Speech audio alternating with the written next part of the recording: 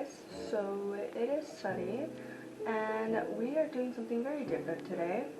So in this video, I'm going to be talking about things that my sister never told me, which is basically just like tips I wish I knew growing up, and what else? Like things that I wish like someone told me in high school or even now.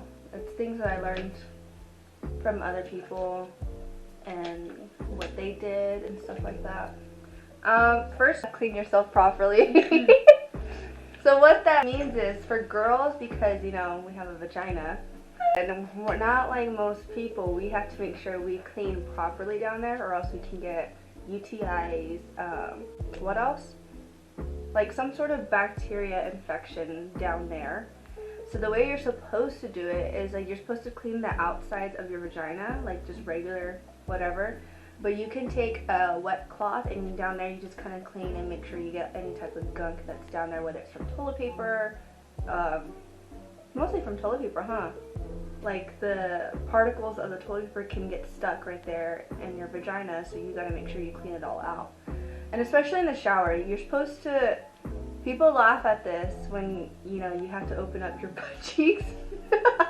Your butt cheeks, but that's how you're supposed to clean yourself. You're supposed to open up your butt cheeks and let water run down all the way there, because you can also get the particles stuck up there too as well. Body acne. So now this is something that we all struggle with. I used to get it a lot on like my arms, but I know people who mainly get it like on their back. With body acne, usually you grow out of it and, you know, with age it goes away. But I know some people get it in their adult years as well. What I did growing up is I would exfoliate my body using non-scented body scrubs. I think Dove has some non-scented body scrubs. Dove is good for your body too. It's more gentle on the skin as well. Wash that helped a lot too was the Method body wash. I always use the like cucumber mint one, and I noticed when I started using that also calmed down like inflammation in my arms and all that stuff. So I recommend using that body wash as well as like using a non-scented body scrub. Oh, and make sure to drink water. Water goes a long way too with acne. Vaseline. So like a lot of people, for me, I get like dry patches in the inner corner of my eyes, and you can't put anything on your eyes because it can get into like your tear ducts. So what I do is I take a little, like not even, I want to say smaller than a penny size of like Vaseline, and I kind of rub it in the inner corners of my eyes. If you have any type of dermatitis or eczema, Vaseline or Aquaphor even helps a lot in those areas. As well as like it helps make your perfume last. So if you ever have like body spray or perfume that kind of just like it starts to break up, you can't really smell it as strongly as you usually do when you first put it on. When you apply Vaseline in the areas that you're spraying your body spray perfume, like your wrist, I've been taught that you're supposed to do it on your wrist, your elbows, and then behind your ears, and then you can spray a little bit on your clothes too. But in those areas you put a little bit of Vaseline, rub it in, and then you spray the body spray, the perfume on top, and then your perfume and body spray should last throughout the day. I do this a lot, so I know. Pads. I don't like wearing tampons, mostly because, what's that syndrome called, Noah? The toxic syndrome? It's something that you get when you have tampons in. And like you go into shock, your body starts to shake, like you can end up in a hospital. It's a really bad like thing. I got that once in middle school, and I had a bad reaction, and since then I prefer not to use tampons. The only times I would use tampons is if I'm going swimming. Now I don't use tampons when I go swimming because it, you know, the water, the chlorine blocks it anyways. But in high school when I played water polo, I had to use tampons. So those are the only time I really use tampons. But I recommend using pads mostly because it's more natural than trying to stop the bleeding. When you use tampons, not only are you more prone to like certain diseases as well, it's not healthy either. So I don't really have like a hair care routine. I kind of just do what works for me. I have dandruff, so I usually wash my hair with like a matcha tea tree shampoo, and it manages my dandruff. And then I also use a salicylic acid scalp scrub. I think it's from, these are the brands that I use. You can get this from Target, but I use for dandruff. I don't really like using Head and Shoulders because it damages my hair. This one I like a lot because not only does it like help with my dandruff, it also helps make my hair feel more silky and soft. And then I also, before I wash my hair, twice a week I put in the Inky List salicylic glycolic acid exfoliating scalp scrub, and I kind of just make sure this is closed.